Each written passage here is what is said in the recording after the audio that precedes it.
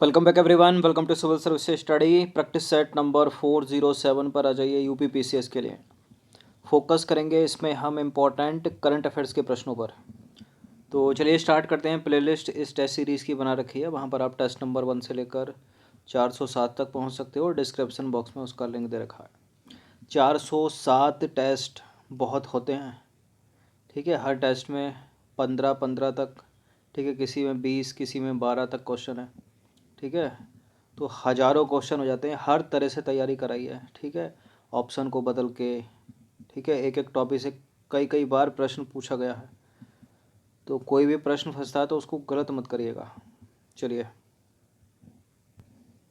चलिए प्रश्न क्रमांक संख्या 1 का उत्तर करिए। तो मार्च 2021 को विषय आधारित क्यूएस वर्ल्ड यूनिवर्सिटी रैंकिंग 2021 जारी की गई, ठीक है, सब्जेक्ट वाइज। देखिए इसमें भारत के कितने संस्थानों को शीर्ष 100 में स्थान प्राप्त हुआ है, बताना आपको, बताइए। भारत की कितनी यूनिवर्सिटी ऐसी हैं जो दुनिया की 100 यूनिवर्सिटी में शामिल हैं, टॉप 100 में शामिल हैं, क्यूएस वर्ल्ड यूनिवर्सिटी रैंकिंग 2021 के अनुसार, बताइए। शून्य भी ऑप्शन है इसमें एक, ठीक है। तो शून्य जो है वो नहीं है, 12 हैं। कितनी है? 12।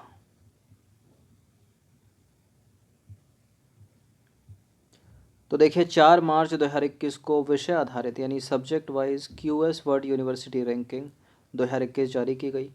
इस रैंकिंग में शीर्ष 100 में 12 भारतीय संस्थानों को स्थान प्राप्त है। कौन कौन से हैं वो 12 भारतीय संस्थान, जल्दी से एक एक बार बोल कर देख लेते हैं, ठीक है। IIT Mumbai, IIT Delhi, IIT Madras, IIT Kharagpur, ठीक है, IIS Bengaluru, IIT Guwahati, IIM Bengaluru, IIM Ahmedabad, JNU, Anna विश्वविद्यालय, दिल्ली विश्वविद्यालय, ओपी जिंदल विश्वविद्यालय, ठीक है। तो डीयू भी आ गया इसमें अपना। चलिए 12 हैं टॉप 100 में से। क्वेश्चन नंबर 2 पर आ जाइए। National council of applied economic research की पहली महिला महानिदेशक निम्नलिखित में से कौन बन गई हैं, बताइए। National council of applied economic research की पहली महिला महानिदेशक निम्नलिखित में से कौन बनी है? Poonam Gupta, option number A. तो पूनम गुप्ता जो है policy think tank national council of applied economic research यानी NCAER की नई महानिदेशक होंगी। पूनम गुप्ता थिंक टैंक के वर्तमान प्रमुख शेखर शाह से पद ग्रहण करेंगी, ठीक है। यह पद संभालने वाली वह पहली महिला होंगी, ठीक है। वर्तमान में पूनम गुप्ता वॉशिंगटन DC में विश्व बैंक में प्रमुख अर्थशास्त्री हैं। क्वेश्चन नंबर 3 पर आ जाइए। हाल ही में कौन सा केंद्र शासित प्रदेश क्षय रोग को यानी टीबी को यानी ट्यूबरकुलोसिस को, ठीक है, इरेडिकेट करने में सफल हुआ है यानी टीबी मुक्त हुआ है? कौन सा केंद्र शासित प्रदेश है वो भारत का, बताइए इनमें से। दादर नगर हवेली, पुदुचेरी, अंडमान निकोबार और लक्षद्वीप, ठीक है। जम्मू कश्मीर है, और जम्मू कश्मीर है, और कौन सा है दूसरा? लक्षद्वीप है। तो जम्मू तो ऑप्शन में है नहीं, इसलिए इसका उत्तर हो जाएगा ऑप्शन नंबर डी, लक्षद्वीप। तो केंद्र शासित प्रदेश लक्षद्वीप और जम्मू कश्मीर का बडगाम टाउन टीबी मुक्त यानी क्षय रोग मुक्त या ट्यूबरकुलोसिस से जो है मुक्त हो चुका है। और केंद्रीय स्वास्थ्य मंत्री डॉक्टर हर्षवर्धन ने इसकी जानकारी देते हुए कहा कि यह एक ऐतिहासिक उपलब्धि है जिसकी शुरुआत हो चुकी है, और मुझे लगता है कि वर्ष 2025 तक टीबी मुक्त भारत हो जाएगा, ठीक है। 2025 तक लक्ष्य है, आने वाले 4 वर्षों में। क्वेश्चन नंबर 4 पर आ जाइए। IPL इतिहास में 350 छक्के लगाने वाले पहले खिलाड़ी निम्नलिखित में से कौन बन गए हैं? स्पोर्ट्स से रिलेटेड प्रश्न कॉम्पिटिटिव एग्जाम में पूछे जाते हैं, चाहे वो SSC का हो, रेलवे का हो, इवन PCS के एग्ज़ाम में भी स्पोर्ट्स से रिलेटेड प्रश्न पूछे जाते हैं। लेकिन इस तरह के प्रश्न UPSC सिविल सेवा की परीक्षा में नहीं पूछे जाते। तो जितने भी बच्चे अज्ञात रहते हैं सिलेबस से UPSC के, ठीक है, उसमें वो क्रिकेट से संबंधित प्रश्न, स्पोर्ट्स या फिर हॉकी, ये सब प्रश्न पढ़ते रहते हैं ना IPL वाले, तो मत पढ़ना, क्योंकि UP PCS में तो पूछे जाते हैं लेकिन UPSC में नहीं पूछे जाते, ठीक है। UPSC वाले ना पढ़ना। बाकी पीसीएस में तो पूछ लेता है, आईपीएल तक पूछ लेता है। चलिए, तो इसका उत्तर करिए तो क्रिस गेल। ठीक है, ऑप्शन नंबर सी। तो पंजाब किंग्स के बाएं हाथ के बल्लेबाज हैं और वैसे मूल कहाँ का है इनका? वेस्ट इंडीज़ का, जमैका। ठीक है। क्रिस गेल ने आईपीएल 2021 के पहले ही मैच में एक और रिकॉर्ड जो है अपने नाम किया, और गेल आईपीएल में 350 छक्के लगाने वाले बल्लेबाज बन गए हाल ही में। और दूसरे स्थान पर 237 छक्कों के साथ एवी डिविलियर का नाम है, और तीसरे स्थान पर इस लिस्ट में 216 छक्के के साथ चेन्नई सुपर किंग्स के भारत के पूर्व इंडियन क्रिकेट टीम के कप्तान माही महेंद्र सिंह धोनी का नाम है। और चौथे स्थान पर हैं रोहित शर्मा 214 छक्के लगाने वाले, और पाँचवें स्थान पर हैं विराट कोहली 201 छक्के लगाने वाले। ठीक है। क्वेश्चन नंबर 5 पर आ जाइए। उत्तर प्रदेश के मुख्यमंत्री योगी आदित्यनाथ ने निम्नलिखित में से किस रिटायर्ड जस्टिस को उप लोकायुक्त नियुक्त किया है? किसको किसको नियुक्त किया है? देखिए, एन.वी. रमना को एलिमिनेट करिए। एन.वी. रमना अभी भारत के 48वें मुख्य न्यायाधीश बनाए गए हैं। ठीक है। अजीत डोभाल तो राष्ट्रीय सुरक्षा सलाहकार एलिमिनेट हो जाएगा। सुरेंद्र कुमार यादव को जो पूर्व, ठीक है, रिटायर्ड जस्टिस हैं, उनको उप लोकायुक्त जो है नियुक्त किया है उत्तर प्रदेश के मुख्यमंत्री ने। तो देखिए, अयोध्या बाबरी विध्वंस मामले में बीजेपी के वरिष्ठ नेता लाल कृष्ण आडवाणी समेत 32 आरोपियों को बरी करने वाले सीबीआई की विशेष अदालत के पूर्व न्यायाधीश सुरेंद्र कुमार यादव को उप लोकायुक्त नियुक्त किया गया है। साल 2019, ठीक है, अगस्त में जज सुरेंद्र कुमार यादव रिटायर हो रहे थे, लेकिन मामले की संवेदनशीलता को देखते हुए उन्हें 11 महीने का अतिरिक्त समय और दिया गया था।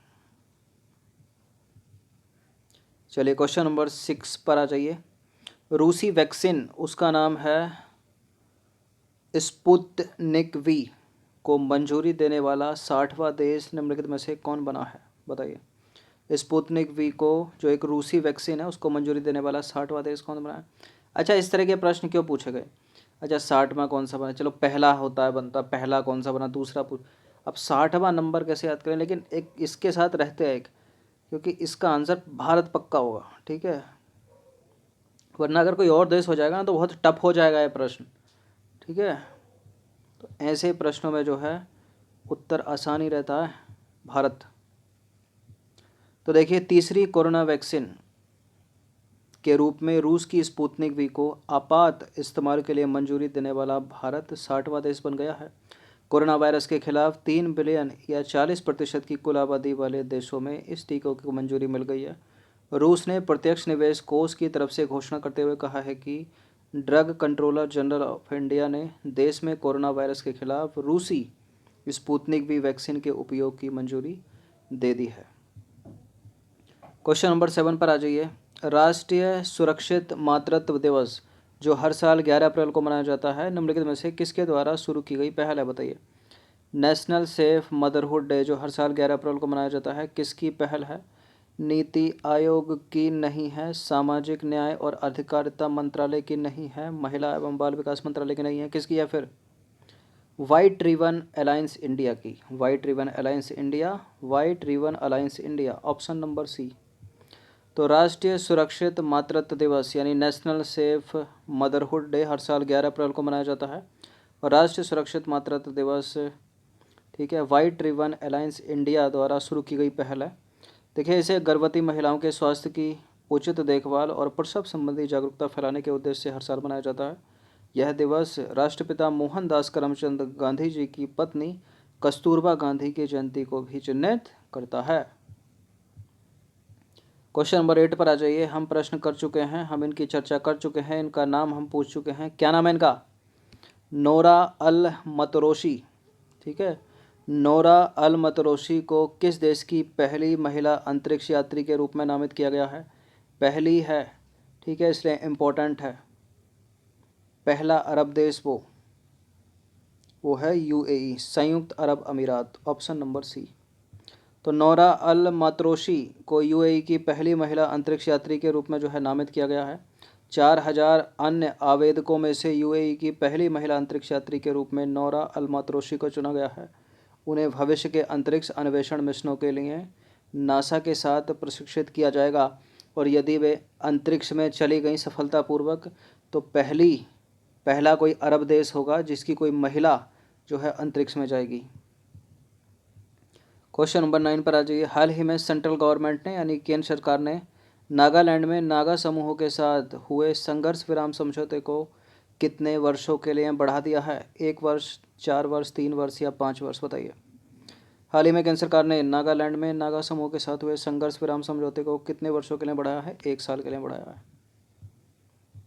तो केंद्र सरकार ने नागालैंड में नागा समूह के साथ हुए संघर्ष विराम समझौते को 1 वर्ष के लिए बढ़ा दिया है। संघर्ष विराम समझौते की विस्तारित अवधि 28 अप्रैल 2021 से 27 अप्रैल 2022 तक होगी। ठीक है। National socialist council of Nagaland खांगो के साथ संघर्ष विराम का समझौता 18 अप्रैल से लेकर अगले साल 17 अप्रैल तक बढ़ाया गया है। गृह मंत्रालय के बयान में कहा गया है कि इन समझौतों की अवधि बढ़ाने संबंधी सहमति पत्र पर हस्ताक्षर किए गए हैं। सीधे सीधे याद रखिएगा, 1 साल की अवधि। क्वेश्चन नंबर 10 पर आ जाइए। पृथ्वी दिवस यानी अर्थ डे से रिलेटेड 2 स्टेटमेंट है यहाँ पर, बताने के इनमें से कौन सा करेक्ट है। पृथ्वी दिवस हर साल 21 अप्रैल को मनाया जाता है, ठीक है, विश्व स्तर पर। और पृथ्वी दिवस 2021 की जो थीम है वो क्या है? रिस्टोर अवर अर्थ। रिस्टोर अवर अर्थ है या प्रोटेक्ट अवर अर्थ है? रिस्टोर अवर अर्थ ही है, करेक्ट है दूसरा वाला स्टेटमेंट। लेकिन पृथ्वी दिवस हर साल 22 अप्रैल को मनाया जाता है, 21 अप्रैल को नहीं। ये चीज़ आपको पता होनी चाहिए, ठीक है। तो आज ही तो है 22 अप्रैल, आज ही मनाया जा रहा है।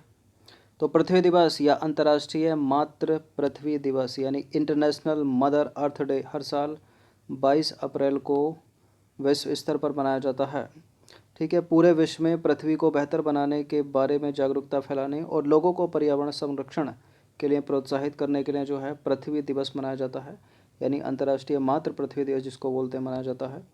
देखिए, वर्ष 1970 में शुरू होने के बाद से विश्व पृथ्वी दिवस 2021 की 51वीं वर्षगांठ मनाई गई है आज, ठीक है। और 2009 में संयुक्त राष्ट्र द्वारा पृथ्वी दिवस को आधिकारिक तौर पर अंतर्राष्ट्रीय मातृ पृथ्वी दिवस के रूप में नामित किया गया था। ऑल क्लियर, ठीक है। 22 अप्रैल को अर्थ डे या फिर इंटरनेशनल मदर अर्थ डे, एक ही बात है। 2021 की थीम क्या है? क्या है?